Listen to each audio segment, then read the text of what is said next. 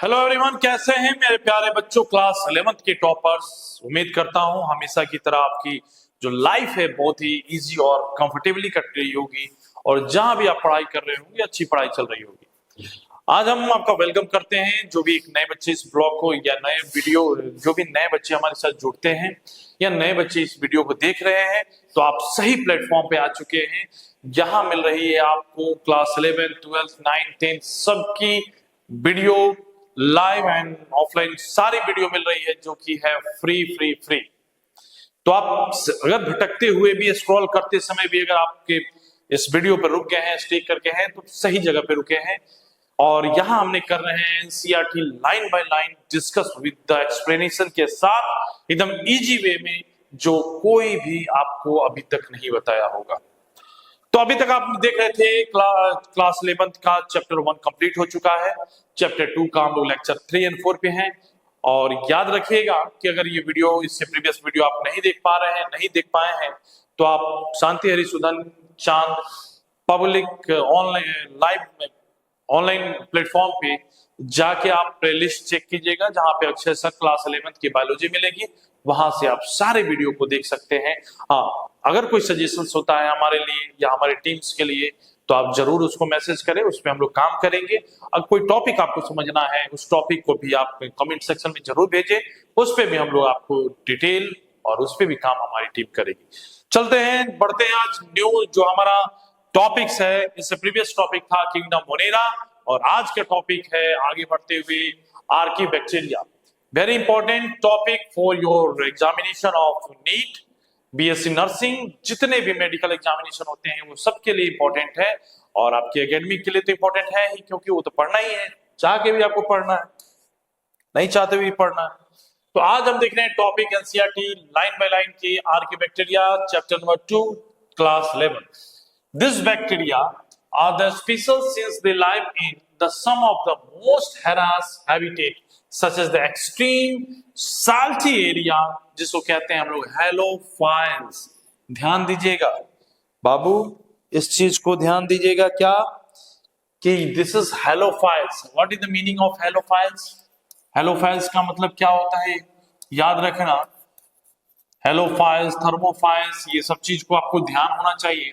This is halophiles. Halo का means होता है, पहले ही बता दिया है कि some of the most harsh habitat such as extreme salty area, मतलब ये साल्टी एरिया जो होता है, साल्टी एरिया वाले जो ऑर्गेनिज्म होते हैं बाबू, जो ऑर्गेनिज्म होते हैं उसको हम लोग हेलोफाइल्स कहते हैं। मतलब ऐसे हरास हैबिटेट में या एक्सट्रीम टेम्परेचर्स पे या एक्सट्रीम कंडीशंस में जो रहते हैं एनिमल्स या ऑर्गेनिज्म और अपने आप को इजिली अपनी लाइफ प्रोसेसेस को मेंटेन करते हैं, अपने आप को सरवाइव रखते हैं और फील कंफर्टेबल, कहते हैं ना कि अपने आप को कंफर्टेबल फील करते हैं, वैसे उस तरह के एरिया को हम लोग कहते हैं हेलोफाइल्स। ठीक है, अब यहाँ देखिए एक और है हॉट स्प्रिंग। हॉट स्प्रिंग, या ध्यान दीजिएगा बाबू, जो हॉट स्प्रिंग है ये न्यू एनसीईआरटी आप जब देखेंगे क्लास 9th की तो थोड़ा सा बहुत ही अच्छी तरह से बनाया हुआ है और उसको बहुत कहते हैं ना एक्सटेंसिव है उसमें और बहुत डिटेलिंग के साथ गया हुआ है और ज्यादा उसमें है आपका कॉन्सेप्चुअल टाइप बनाया गया है। तो इस चीज को क्लास 9th जो है आपका बहुत ही अच्छा इनिशिएटिव लिया गया एनसीईआरटी के द्वारा कि सिलेबस को चेंज करते हुए। 9th इस साल चेंज हुआ, 11th अगले साल, 10th अगले साल होगा, उसके पहले 11th एंड 12th ऐसे होगा। तो हॉट स्प्रिंग यहाँ है हेलोफाइल्स जो कि साल्टी एरिया वाला है। हॉट स्प्रिंग कैसा है आपको याद रखिएगा, कैसा है? Thermo acidophiles. कैसा है बाबू?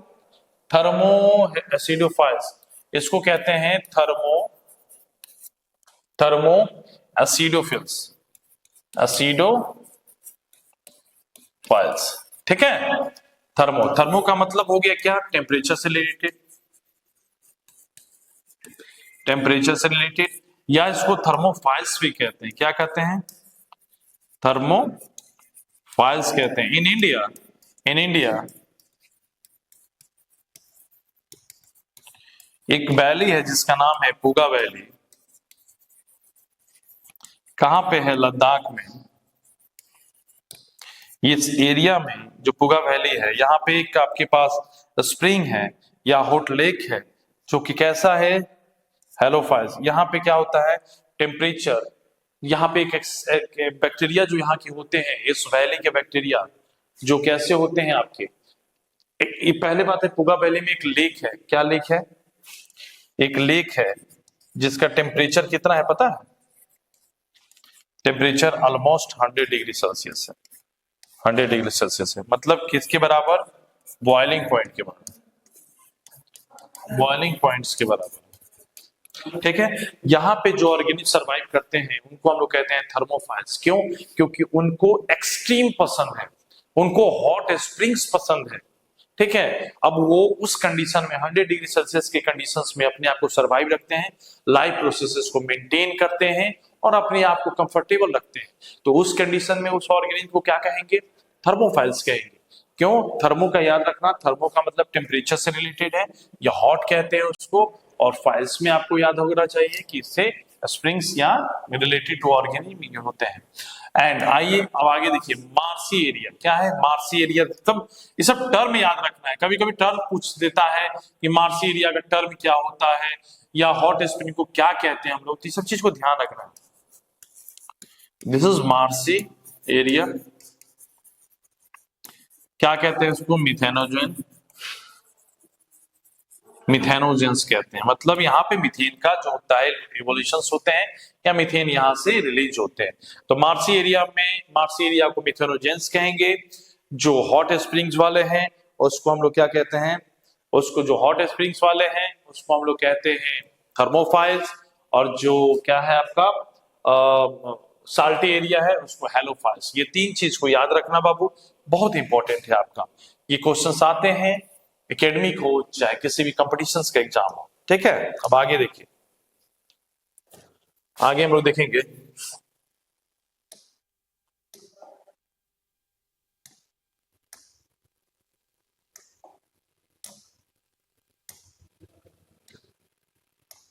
देखिए, the Archie bacteria differ from the other bacteria. Obviously बात है, आर्की बैक्टीरिया डिफर करता है और सारी जितने भी बैक्टीरिया जो उससे। क्यों, क्योंकि having a different cells wall structure.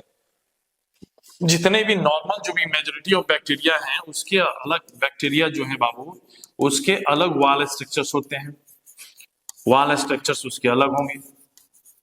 पर जो हमारी आर्की बैक्टीरिया, जिसके आर्ची बैक्टीरिया कहते हैं, आर्की बैक्टीरिया, इसमें क्या होता है, इसमें क्या होता है कि डिफरेंट टाइप्स ऑफ इसका, different type, different cell structure इसके अलग होते हैं, डिफरेंट सेल स्ट्रक्चर्स होते हैं। किसके कंपैरिजन में, जो नॉर्मल बैक्टीरिया होते हैं। ठीक है, इसलिए and this feature is responsible for their survival and extreme condition. Archie bacteria harass habitat या एक्सट्रीम टेम्परेचर में भी अपने को सर्वाइव रखते हैं। तो क्यों रखते हैं, क्योंकि उसके डिफरेंट सेल स्ट्रक्चर्स हैं। अगर इसका भी सेल स्ट्रक्चर उस सारी बैक्टीरिया की जैसे होगा तो ये भी एक समय ऐसा आएगा कि जब हरास एनवायरमेंट है या एक्सट्रीम टेम्परेचर है वहां पे ये डेड कर जाएगा और इसके जो सेल्स हैं वो रप्चर्स कर जाएंगे। पर इसके डिफरेंट सेल स्ट्रक्चर के चलते ही ये क्या होता है, एक दूसरे बैक्टीरिया से ये डिफर करता है, और रिस्पॉन्सिबल इसकी जो स्ट्रक्चर्स हैं यही हेल्प करते हैं उसको किस लिए, सर्वाइवल कंडीशन के लिए। सर्वाइवल, हेल्प इन सर्वाइवल, क्या, survival in extreme condition.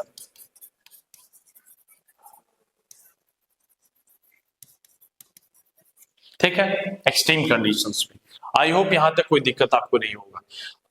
Methanogens क्या होते हैं, मिथेनोजेंस अभी हमने पढ़ा कि ऐसे एनिमल्स, ऐसे ऑर्गेनिज्म जो कि मार्सी एरियाज में पाए जाते हो या मीथेन का सेक्रेशंस करते हो, are the present in the gut of several ruminant animals. Ruminant animals मतलब बहुत सारे कैटल्स होते हैं।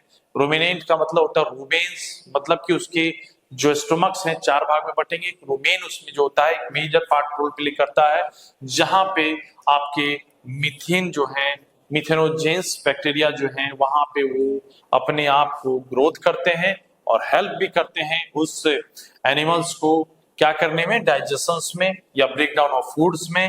ठीक है, जैसे cow, buffalo, and they are the responsible for the production of methane it is the biogas, याद रखना methane is the biogas from the dung of this animals. याद रखिएगा, क्या याद रखना है आपको, हम बता देते हैं आपको क्या याद रखना है।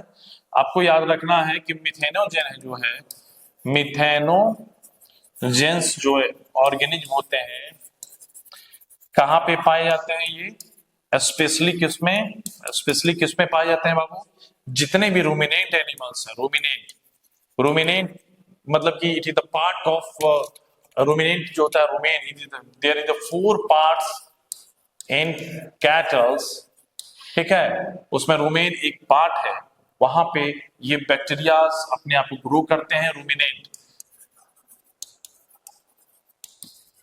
रूमिनेंट एनिमल्स कौन कौन है, रूमिनेंट एनिमल्स, काऊ और आपका क्या है, बफेलोज एंड बफेलोज है, काऊ और बफेलोज में, ठीक है। और क्या हेल्प करते हैं ये, they are responsible for the production of methane, क्या, they are responsible for methane.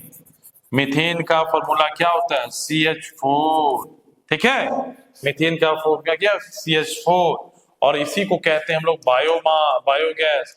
याद रखना, अभी जहां पर कमी चल रही है गैस की, तो आपको देखिएगा भारत सरकार इनिशिएटिव भी शुरू की है बायोगैस प्लांट्स का, मतलब गोबर से गैस निकाल के उसको यूज कर सकते हैं आप डायरेक्ट, कहाँ, अपने खाना बनाने के लिए।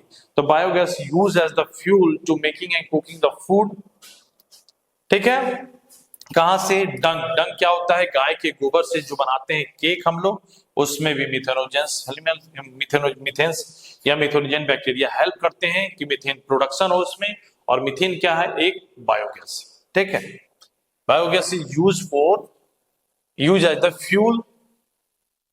अब आइए देखते हैं हम लोग कुछ एक्सप्लेनेशंस देखेंगे। यूबे बैक्टीरिया बहुत इंपॉर्टेंट है ये यू बैक्टीरिया, इसका स्ट्रक्चर्स यहाँ आप देख रहे हैं। You bacteria, the eubacteria, there are the thousands of different eubacteria are true bacteria। क्या कहते हैं इसको, eubacteria, there are the thousands of different eubacteria or true bacteria। सबसे पहले याद रखना, what is the other name of क्या eubacteria का, क्या कहते हैं इसको, true bacteria। True bacteria, they are characteristic, they are characterized by the presence of rigid cell wall। इसका जो सेल वॉल होता है एकदम रिजिड होता है, लाइक दैट प्लांट सेल जैसा रिजिड होता है सेल वॉल, ठीक है, and rigid cell wall, and if motile का मतलब होता है कि मूवमेंट कर सके, एक जगह से दूसरी जगह मोटाइल जा सके, ठीक है। फ्लैजेला, उसमें फ्लैजेला भी प्रेजेंस है, दिखा रहे हैं आपको सब चीज।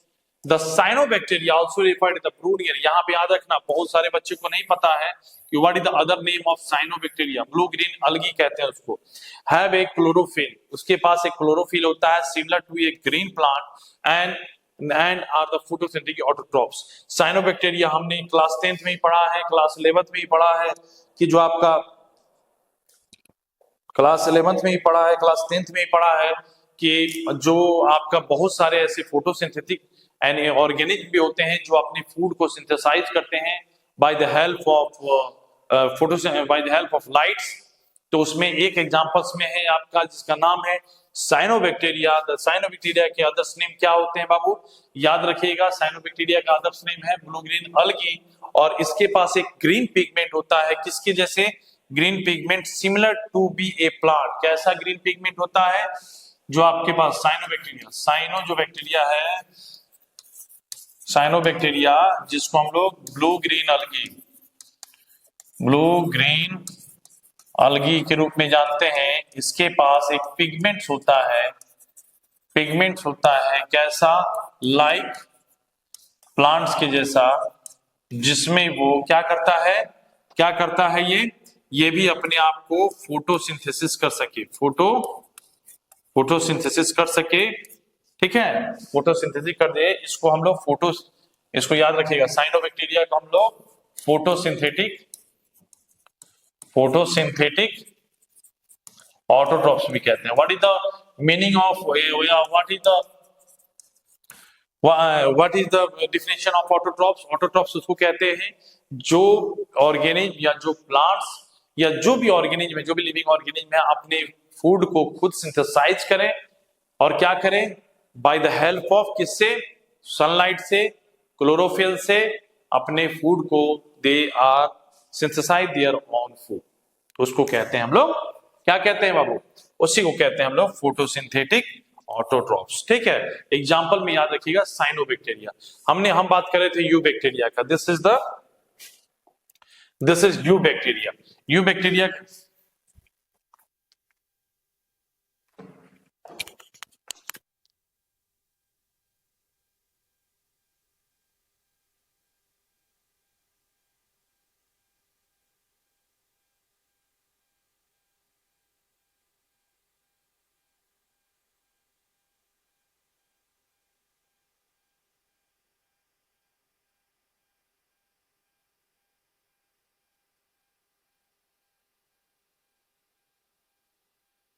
ठीक है, तो ये ब्लू ग्रीन अलगी का एक पार्ट है जिसका नाम है नॉस्टक, आपके बुक में होगा नॉस्टक।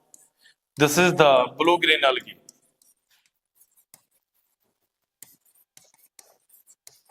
ठीक है, इसमें क्या होता है कि ये जो स्ट्रक्चर्स बने हुए हैं, इस ऊपर वाले लेयर को हम लोग मुकलिजेनियस सीड्स कहते हैं और इसको हम लोग कहते हैं दिस इज हेट्रोसाइट्स। ठीक है, इसको याद रखिएगा, हम अधिकतर देखे हैं कि ये क्वेश्चंस आपके नीट एग्जामिनेशन में, एकेडमिक्स में भी पूछते हैं, जिस भी स्कूल से आप पढ़ रहे हैं उसमें ये डायग्राम आता है। मे भी ये पूछ सकता है कि ये जो डायग्राम है किसको रिप्रेजेंट कर रहा है, तो ब्लू ग्रीन अलगी, उसमें किसको, नॉस्टक को। ठीक है, अभी हम लोग पढ़े ब्लू ग्रीन अलगी में कुछ ऐसे प्लांट्स हैं जो हेल्प करते हैं आपको फोटोसिंथेटिक ऑटोट्रॉपिक्स में।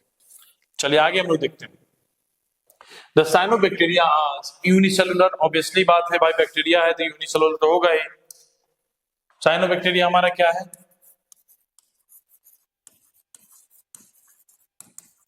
व्हाट इज द साइनोबैक्टीरिया, अभी हमने पढ़ा, सबसे याद रखना ब्लू ग्रीन अलगी। उसके बाद ये क्या है, यूनिसेलुलर, यूनिसेलुलर अलगी है। कॉलोनियल मतलब जब भी होगा अपने साथ में कॉलोनी टाइप का बनाएगा, अपने साथ एक कॉलोनी बनाता है, तो उसको कॉलोनियल कहते हैं। कैसे आप लोग कहीं जाते हैं कॉलोनी में तो एक पूरे एक कहते हैं नंबर्स ऑफ हाउसेस ज्यादा होते हैं, उसी तरह ये कॉलोनियल अपना क्या कॉलोनियल है। उसके बाद क्या है, फिलामेंटस। फिलामेंटस मतलब दे हैव द फिलामेंट्स। ठीक है, help they have the filaments, जिसको फिलामेंटस कहेंगे, क्या कहेंगे, फिलामेंटियस। तो ये सब चीज को ध्यान रखना है।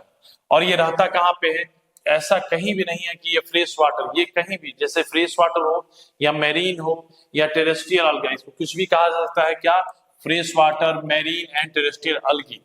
The colonies of generally surrounded by the gelatinous sheet, जितने भी colonies के बनते हैं, जितने भी कॉलोनी बनेंगे वो सराउंडेड होंगे किससे, याद रखिएगा, ग्लिटेनियस। ग्लिटेनियस, ग्लिटेनियस क्या होते हैं इसके सीड्स। ठीक है, वही इसको कवर किए रहते हैं। ठीक है, they are often from the bloom of polluted waters, क्या कहां पे मिलते हैं, ये जितने गंदी पानी होंगे, जितने गंदे पानी होगा उसमें ये अपने आप को क्या करते हैं, इनकी बॉडीज को मिलेंगे, आपको देखने को मिलेगा, ये अलगा वहां ग्रोथ करते हैं। Some of this organism can fix the atmospheric nitrogen in the specialised cell is called a heterocysts. अभी हमने देखा कि जो ये वाला है, ये वाला देखिएगा, ये जो हेट्रोसाइट है ये क्या करते हैं, ये आपके अभी हम लोग पढ़े थे, ये जो हेट्रोसाइट्स हैं ये क्या होता करता है, ये फिक्स करता है एटमॉस्फेरिक नाइट्रोजन को, नाइट्रोजन को फिक्स करता है। ठीक है, तो कुछ ऐसे ब्लू ग्रीन अलगी हैं जो आपके फिक्स करते हैं एटमॉस्फेरिक नाइट्रोजन को, किस फॉर्म में, तो अदर फॉर्म्स में करते हैं, वो फिक्स करते हैं। जैसे some of this organism can fix atmospheric hydrogen nitrogen to specialised cell is called heterocyst. Note down कीजिएगा, अगर किताब में पढ़ रहे हैं तो हाईलाइट जरूर कीजिएगा। क्या कह रहा है कि कुछ ऐसे ऑर्गेनिज्म हैं जो फिक्स करते हैं एटमॉस्फेरिक नाइट्रोजन को by the help of a specialised cell is called a heterocyst. Example जैसे नॉस्टक एंड एनामेना, ये क्लास 7 से ही हम लोग पढ़ते आ रहे हैं, उसका नाम याद है क्या, फिक्सेशन करता है ये एटमॉस्फेरिक नाइट्रोजन को, हेट्रोसाइट्स। सिस्ट, हेटेरोसिस्ट कहाँ प्रेजेंट होता है?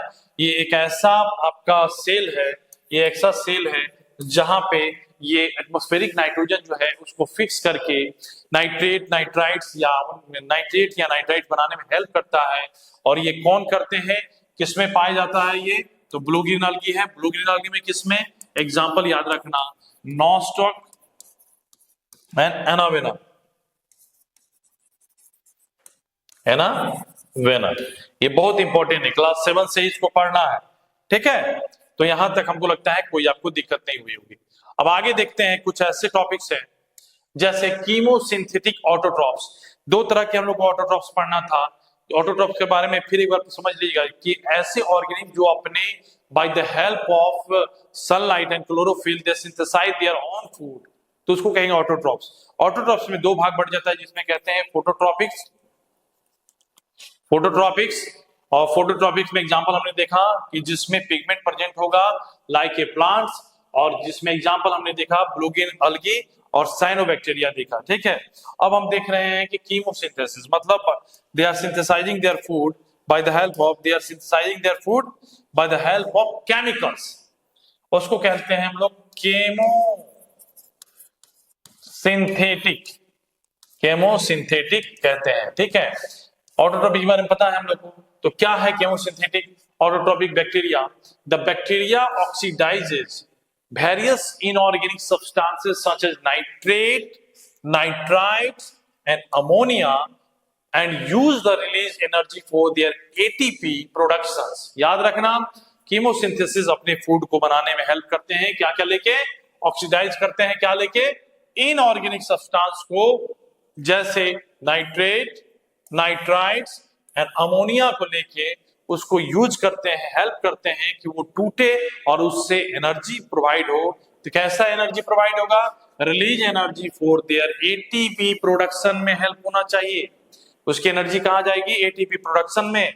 दे play a great role in the recycling of nutrient like nitrogen, phosphorus, iron. याद रखना क्या चीज?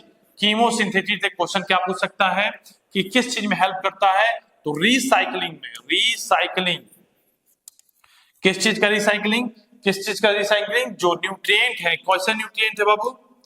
जो न्यूट्रिएंट्स हैं like that nitrogen, phosphorus, phosphorus और एक आपको आयरन एंड सल्फर। इन सारे चीजों को अगर रिसाइकिल करना हो तो क्या यूज करना पड़ता है हम लोग को? अगर रिसाइकिल करना हो तो किस चीज का यूज करना है हम लोग को?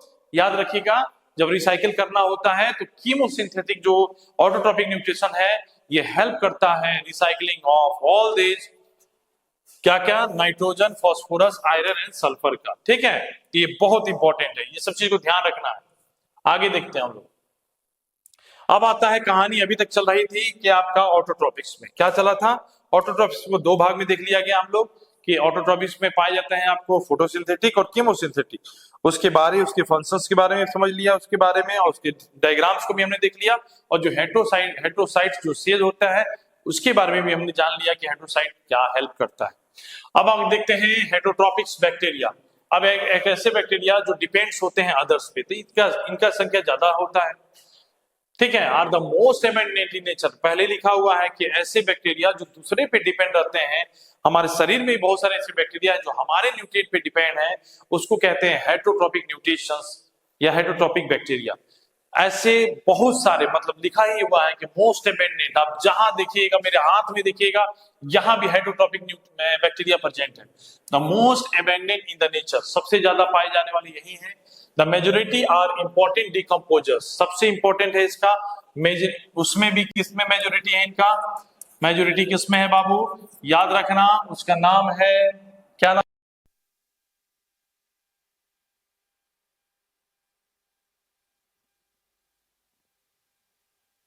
भी आप देख रहे हैं इस नेचर में प्रेजेंट है बैक्टीरिया, उसमें मेजोरिटी रोल प्ले करता है हेटरोट्रॉपिक न्यूट्रिशंस। कुछ जो है जो कि फोटोट्रॉपिक है, कुछ जो है केमोट्रॉपिक्स है, जो कुछ केमिकल्स का by help of inorganic substance को लेके हेल्प करते हैं अपने आप को फूड अपने उस bye the help of inorganic substances से अपने खाने को सिंथेसाइज करते हैं। कुछ ऐसे फोटोट्रोपिक बैक्टीरिया हैं जो bye the help of just like है जैसे प्लांट्स करते हैं उस तरह से ये करते हैं अपने आप को। अब हम देख रहे थे हेटरोट्रोपिक बैक्टीरिया में, जो कि सबसे ज्यादा इस वर्ल्ड में या इसमें अर्थ पे पाए जाने वाले बैक्टीरिया है हेटरोट्रोपिक बैक्टीरिया। हेटरोट्रोपिक का मतलब क्या होता है, जो दूसरे पे डिपेंड हो अपने खाने के लिए, ठीक है। तो यहां पे देखिए, the majority are important decomposers, क्या है उसमें भी सबसे ज्यादा डिकम्पोजर्स हैं। व्हाट इज अ डिकम्पोजर, जो अपनी फीड का किससे लेते हैं, on decaying food, decaying food, decaying foods, sorry decaying food नहीं, जो मतलब डिकम्पोज करते हैं किसी भी गिरे हुए क्या कहते हैं उसको, लीव्स पे या मरे हुए जानवर पे, जिसको डिकम्पोज करते हैं, तोड़ते हैं, किसी बड़े जानवर हो या ऑर्गेनिज्म हो उसको तोड़ के स्मॉल पार्ट्स में करते हैं, उसको कहते हैं डिकम्पोजर्स बैक्टीरिया, ठीक है। वो अपना खाना इस डिकम्पोजर्स पे लेते हैं, मरे हुए जानवर हो गया, गिरे हुए पौधे हो गए उस पे। The many of them have the significant impact on the humans 13 affairs, ये थोड़ा गलत है, impact on the humans affairs, they are helpful in making curd from the milk। जैसे कैसे डिकम्पोज करते हैं, मिल्क आपके घर में है, वो मिल्क से जब कर्ड बनता है, this is also the type of decomposing. तो मिल्क से कर्ड बनने का क्या होता है, लैक्टोबैसिलस बैक्टीरिया यहाँ पे हेल्प करते हैं, ठीक है।